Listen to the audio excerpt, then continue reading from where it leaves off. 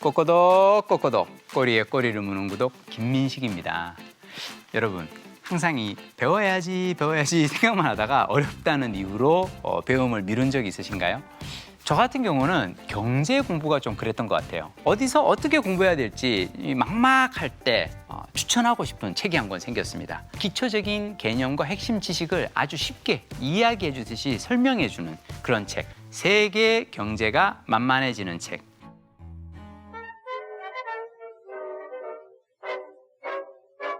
여러분, 미국의 수출품 가운데 가장 인기 있는 상품이 뭘까요? 저는 달러라고 생각해요.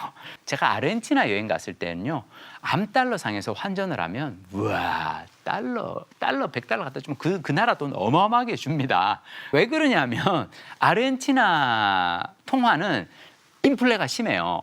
이게 몇 년 전까지만 해도 한 해에 30%, 40%씩 이 물가 인상이 됐거든요. 그 얘기는 뭐냐면 내가 100만 원을 아르헨티나 현찰로 100만 원을 집에 딱 갖다 놓잖아요. 1년 지나면 그 100만 원이 70만 원이 된단 말입니다. 돈을 가지고 있으면 있을수록 손해를 보는 거예요. 저축을 해서 은행에 저축금을 놔두면 놔둘수록 점점점 통화 가치가 떨어지는데, 자, 그럴 때 사람들은 뭘 하겠어요? 달러를 사다 놓으면 달러는 그렇게까지 통화 가치가 폭락하거나 이러는 돈이 아니란 말이죠. 왜냐? 그건 전 세계 기준이니까. 자, 이게 미국 입장에서는 땅 짚고 헤엄치기죠. 막 힘들어가지고 자동차, 농산물 만들어서 막 이렇게 파는 것보다 그냥 종이를 찍어가지고 종에다가 100달러 찍어서 가면은 해외에서 100달러 그걸 하고 자기네 힘들게 만든 거 이렇게 막 하잖아요. 일반 가정만 달러를 모을까요? 아니에요. 달러의 최대 고객은 외국 정부입니다.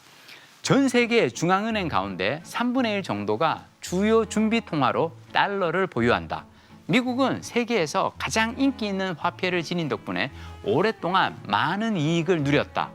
미국이 전쟁 자금이나 정부 적자를 메울 돈을 외국으로부터 쉽게 빌릴 수 있는 이유도 달러가 준비 통화이기 때문이다. 자, 준비 통화를 발행하는 국가의 단점은 무역 수지가 적자가 될 가능성이 높다는 것이다. 이런 사정에도 불구하고 미국 대통령은 2018년부터 계속해서 무역 적자를 이유로 무역 전쟁을 선포하고 있다. 준비 통화를 발행해서 얻는 이익은 챙기면서 무역 전쟁을 위협 삼아 적자를 메우겠다는 입장이다. 미국은 세계 최대 소비 국가예요. 그래서 수입을 하는 비중이 이 소비 비중에서 매우 높죠. 그러니까 수출보다 수입이 더 많아요. 미국의 달러가 인기가 좋다는 건 무슨 뜻일까요? 그만큼 외국 돈에 비해서 달러의 가치가 높다는 거죠. 자, 그러면 미국에서 만든 물건을 해외에서 팔 때는 이게 부담이 됩니다. 미국 물건은 해외 시장에서 비싸게 느껴지거든요. 대신 외국 물건은 미국에 가져가면 싸게 느껴지는 거예요. 그러니까 미국 입장에서는 수입이 늘어날 수밖에 없어요.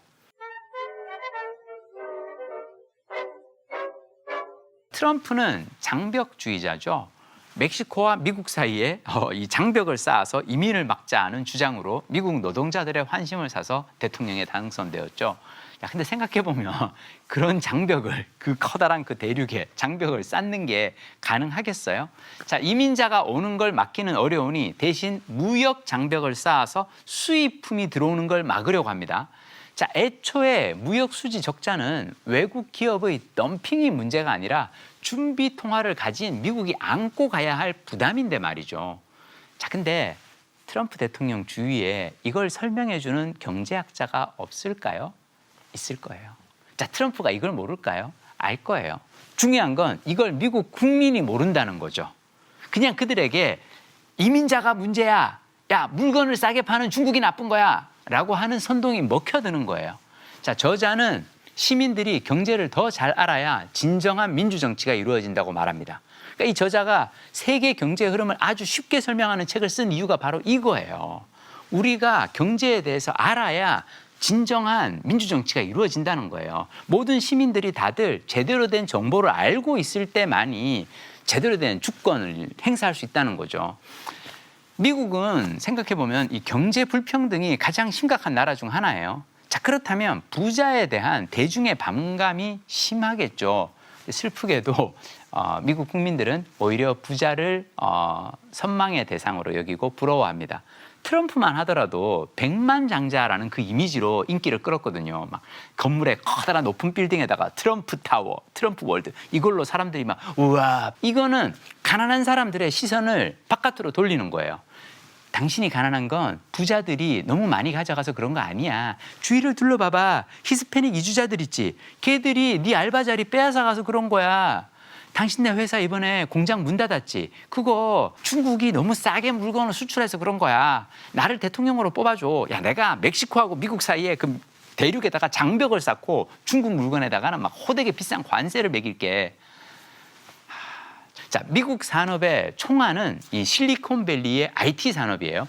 구글, 아마존, 페이스북 같은 기업들이 다 미국 증시의 이 화랑을 이끌고 있죠. 자, 이런 실리콘밸리 기업의 성공은 외국인 이민자가 유입된 덕분이에요. 브루킹스 연구소는 보고서에서 미국 노동인구 가운데 이민자의 비중은 15%에 불과하지만 미국의 신규 기업 투자 가운데 약 25%가 이민자에 의해 이루어졌다고 밝혔다. 같은 보고서에 따르면 미국 신규 기업 가운데 이민자가 창업에 참여한 기업이 전체의 3분의 1이 넘는다. 또 다른 연구에 따르면 기업 가치 10억 달러 이상의 미국 민간 기업 가운데 창립 멤버 중 이민자가 속해 있는 기업은 절반이 넘는다. 미국 경제가 1950년, 60년 잘 나가다가 80년대 이후로 일본과 독일의 제조업들이 막 부흥을 하면서 미국 경제가 잠시 주춤을 했어요. 이 미국 경제에 새로운 활력을 불어넣은 게 IT고요. 그 IT 산업을 이끈 것이 이민자들 덕분이에요. 자, 경제 변화에 있어서 가장 중요한 변수 중 하나는 뭐냐면 인구예요, 여러분. 생산하고 소비하는 노동자 인구의 확보가 국가 경제의 경쟁력을 판가름하는 기준이 될 거예요. 자, 미국은 이 싸움에서 늘 유리합니다. 왜냐? 모두가 가고 싶어하는 나라, 잘 사는 부자 나라. 여러 나라에서 미국으로 노동자 이민들이 들어오고요. 다양한 문화적 배경을 가진 직원들은 국제적으로 활동하는 기업의 경쟁력을 키워줍니다. 하버드 비즈니스 스쿨의 한 연구에 따르면 직원의 출생지를 비롯해 여러 가지 면에서 다양성이 많은 기업일수록 더 혁신적이고 더 높은 수익을 낸다고요. TV에 이렇게 보면 왜 한국에서 사는 그 외국인들 막 우리말 잘하는 막 외국인들 와서 있잖아요. 김치 맛있어요. 괜찮거든요. 막 이러는 거 보면 너무 신기해요. 와, 이제 우리나라도 외국에서 저렇게 젊은 사람들이 와서 살고 싶어하는 나라가 되었구나. 약간 되게 뿌듯하고 부심, 장렬. 자, 이제 한국은 외국에서 이제 선망하는 나라 중 하나가 되었어요. 자, 이제 우리는 여기에 걸맞는 새로운 규범을 익혀야 한다고 생각합니다. 새로운 태도를 가져야 하고요. 자, 위기의 시대, 앞으로 어떤 경제적 선택을 할 것인가? 세계 경제의 흐름을 알아야 한다고 생각하고요. 알아듣기 쉽게 풀어주는 전문가 덕분에 더 유식해진 기분입니다. 세계 경제가 만만해지는 책. 제목이 허풍은 아니고요. 우리에게 소중한 돈의 흐름을 우리 책을 읽고 한번 공부해 봅시다. 좋아요 살짝 눌러주시고 공유도 해주시고 그리고 구독까지 한번 눌러주시는 의리